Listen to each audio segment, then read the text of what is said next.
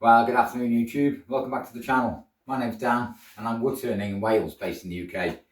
Now, one of the reasons why I wanted to jump on today is because yesterday we turned some punky spalted ash, and spalted ash was absolutely beautiful. Grain and the colours and the differences actually in the spalting was absolutely incredible. So if you haven't seen that video, I'll try and link it at the end. But today I thought I'd get my trusty faceplate out, and what I'm going to do, I've got the second half to actually the piece of spalted ash that I turned yesterday. So like I said before, every log is going to be different, and the spalting in this as well. So this is going to be quite interesting actually when we get into it. So today basically I've managed to get up to 60 subscribers. 60 subscribers in 13 videos, and some of those were shorts. But again, let's get into this wood turning video. Let's get this log mounted actually onto the chuck, and let's start wood turning. Now the first thing I'm going to do basically is I'm going to get my trusty tape measure out, remove the faceplate a second. I'm going to give this a bit of a measure. I'm guessing about 10 inches. Okay, I'm guessing, oh okay, 11 by 11. Okay, so we're talking 5.5. So here, so we're just here. So get the faceplate on, and I've done this so many times now, I'll get a very good indication of where center is, which I'm pretty close as there. I bet it's there. So anyway, basically I started wood turning a couple of years ago, and I went on holiday actually to the Greek islands, and I saw a wood turner there. I'd never seen it done before, and I thought to myself, that looks interesting. I want to know more. I want to learn how to do this. So I had one lesson with a professional wood turner, and yeah, the rest is history really. It's I think a lot of wood turners go out there and they start with small little items, pens, platters, vases, bowls, etc. And but yeah, I want to jump on, and yeah, I just want to get straight into it. So I started off on a little mini Axminster lathe, and I graduated up to the Coroner Herald. More than likely I'll graduate up again to another bigger lathe. So what we're going to do, we're going to get this thing secure, and yeah, get this faceplate actually locked onto the jaws. Okay, there's 1, 2, 3, 4. Now as you can see, I've got this huge piece of ash on the lathe, and I've just got to be careful because there's quite a lot of mass here, and I don't want to be racking up to 600-700 revs per minute straight away, because I just want to see how this wood behaves actually on the lathe. And say I have got my 1/2 inch bowl gouge, and I think basically I've got the 3/8, which is very close by. So we're going to start off on 1/2 inch, and we're going to come round, and we're going to clean up some of this face, move the banjo and the tool rest round, and take some of the sides off. But if you're new to wood turning, or you've been wood turning for 20 years, I'd love to hear from you guys and girls and wood turners. But again, I'm just going to get my bowl gouge here. Let's start off at 95 just to see how the wood is actually behaving on the lathe. It doesn't seem to be causing too many problems. It's not causing too many problems. So we're going to go up in speed gradually. Just gradually. You've got no vibration there, which is nice.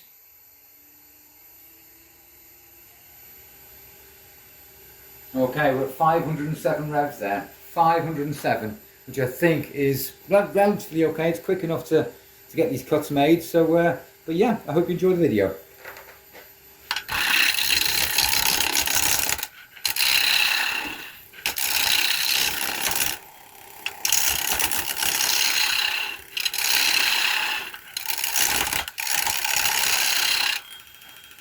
Alright, I'm not adding too much pressure basically. I'm just letting the lathe spin the wood and actually let the gouge cut it. Alright, let's slow you down there a second and see where we are. And say we're actually cleaning up this face quite nicely. And say I think I'm going to get a little tad closer there. And there we are. Are we okay at 507, or should we speed up? I think we will speed up actually.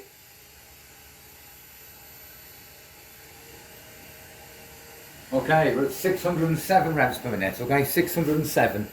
And but yeah, I was going to say, I've been wood turning a couple of years, and I really enjoy wood turning. I like that skill, that having that craft of turning one log, well, half a log should I say, into a piece of art, a piece of practical art really.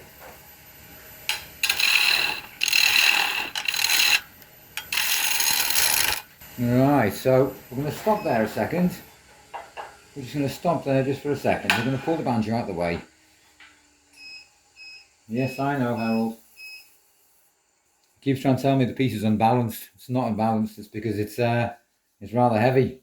So, but what I'd like to do is, because I'm going to come around this way basically on a bit of a 45. So when it does come round, I can actually kind of create some cuts around these corners. So face isn't particularly too bad. I can see some spalting going on in here, so it's going to be quite interesting. It's going to be quite interesting to see what's actually hiding behind this. Oh, there we are.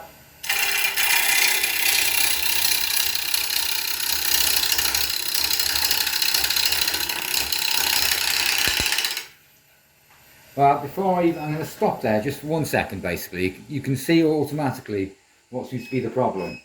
It's my tool rest. It's too low. It's too low. So I'm going to unlock the tool rest. We're just going to bring it up just a tad. Wait for the timber to stop. And I'm going to bring it just up a tad. Just up a tad. So basically I should be on centre. Yes, I am. So let's crack on. Let's crack on.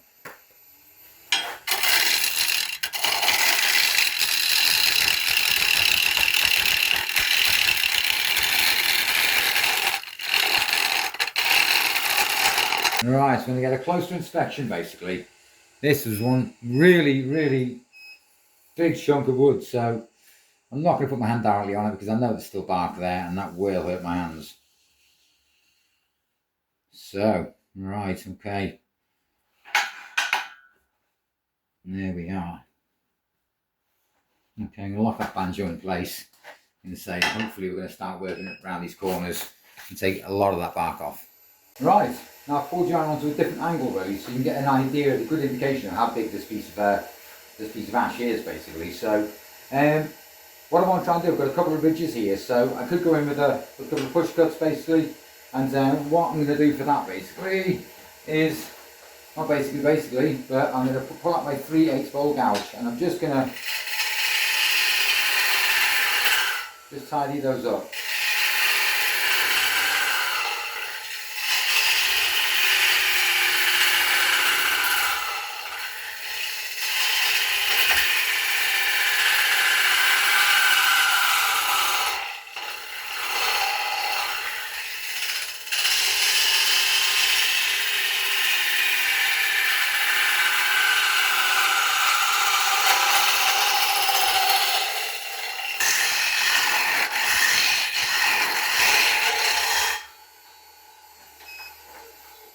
Right, well that should have done it basically. I think we've removed that bark which is here on the corner. We've still got that nice oval shaped bowl. Let's have a quick look. We've removed all that bark. We've got that nice shape. I've got a couple of little grooves here which I'd like to remove very quickly.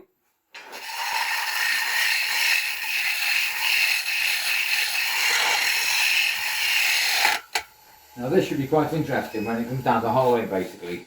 I could use a forcing bit to go into the bowl to start me off, but that's why I've got bowl gouges, I say. But overall, wow, that's pretty, isn't it? That is very pretty. I said a lot of spalting going on here. I say it's I had this issue yesterday with the the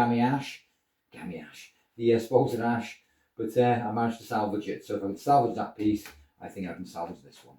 But what we're going to do now is we're going to create a tenon. And today we're going to use the carbide, just because it's such a large piece, I'm going to have a larger tenon. There's no point me putting a small little tenon on it, because again you've got to think about the weight of the bowl. Is the tenon big enough to carry the weight of the bowl? So we're going to leave it at 600 a minute. In fact, we're going to speed up. 747 rounds per minute. So how's the camera angle there? It's looking okay. Right.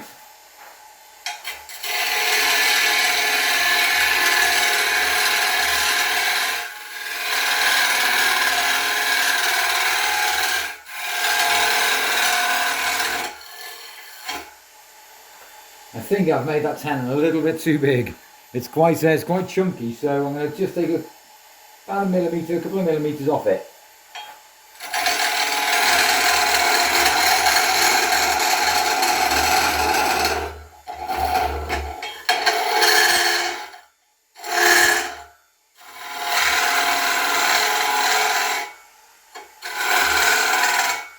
Now we're going to create a shoe just behind.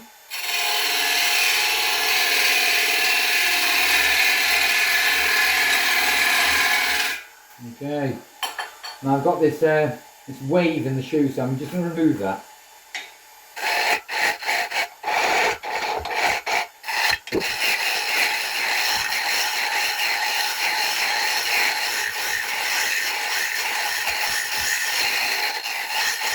Alright, so I'm quite happy with that, I'm quite happy with the shape. So what I'm going to do basically, I'm going to take the faceplate off, I'm going to get it mounted back onto the chuck and we can have a look at it from the other side. Right, so as you can see, I've actually got the bowl actually mounted onto the chuck, sitting quite comfortably in that tenon, and I could have made the tenon a tad smaller. You can say the jaws on the SC3 aren't massive, so I may need to go and get myself some new jaws from Rapid Power.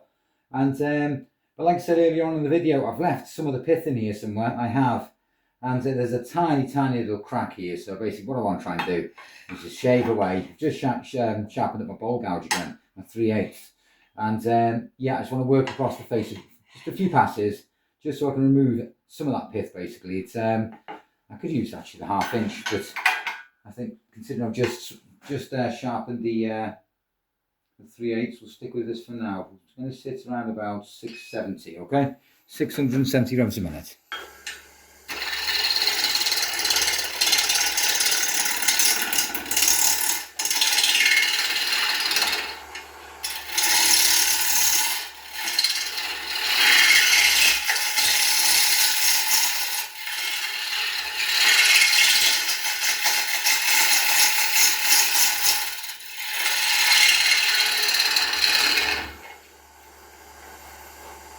Yeah, just want to ensure that's nice and tight basically. Have I removed enough timber to actually get a look at that? A look at that pith? Yeah, let's have a quick look. We're just on it now basically. You can just see the tiny little crack here. I want to bypass that basically. So again, I'm going to speed back up.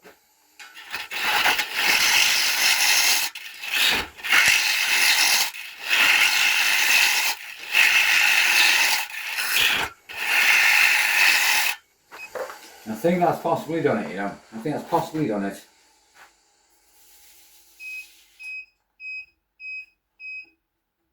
Yes, we have. We have. So what I want to try and do now is going to say some of this the colours in this. We've got a bit like the oak with the dark tan. And say, but it looks a bit like an eyeball again.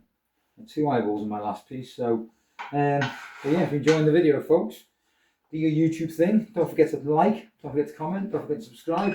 It all helps for the algorithm, and hopefully YouTube will pick me up at some point.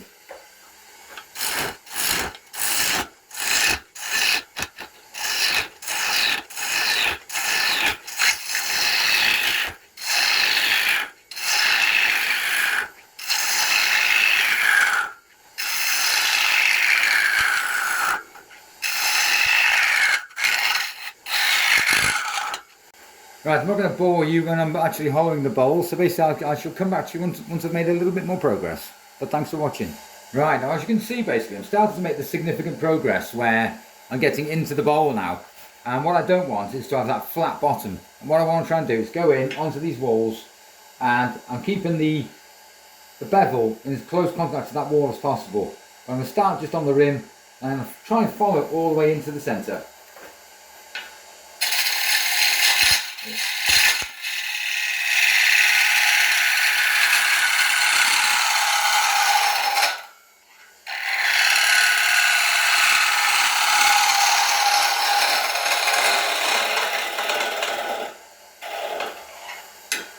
Now I made a bit of a mess there, actually on the rim here. Have you noticed? It's when my gouge just slipped basically on the timber, and it's taken a nice big ridge out the top of the bowl. Could I leave it there? Not really, I don't want to leave it there. But I do like this this much diameter of the rim. So I'm going to leave the rim there, but I'm going to take out this material here.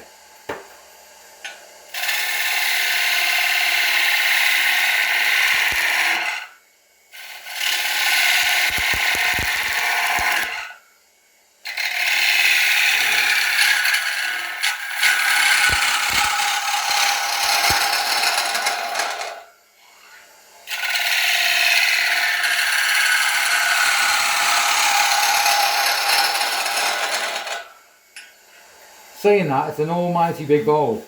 It's a very, very big bowl. So it's I'm trying to get in there without getting any catches. Because if I get a catch, it's actually going to ruin it. So, but we'll crack on. We'll see where we go. We'll see how much progress we can make, really.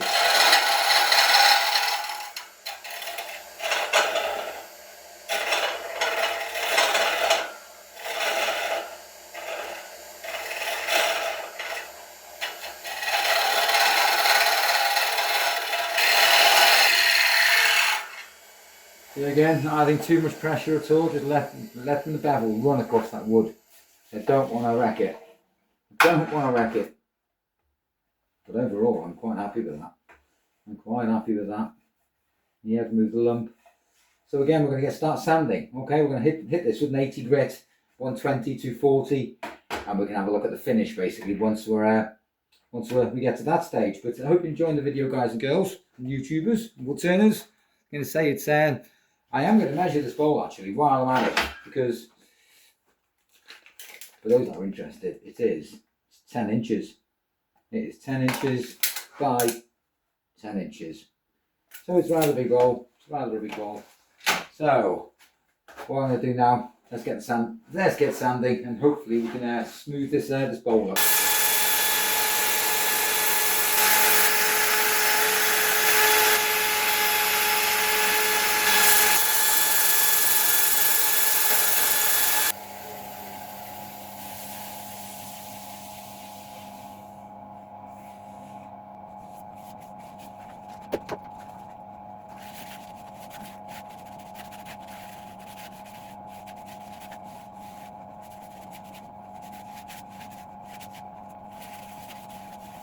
Right, so what I'm doing now is I'm actually putting a nice good coat of tung oil on it basically, because this could be used as quite a large salad bowl, it could be used as a decorative piece. I was going to say, but I think a lot of the spalting which is in the wood at the moment, I think nature does it best really, where you just let the wood stand out for itself.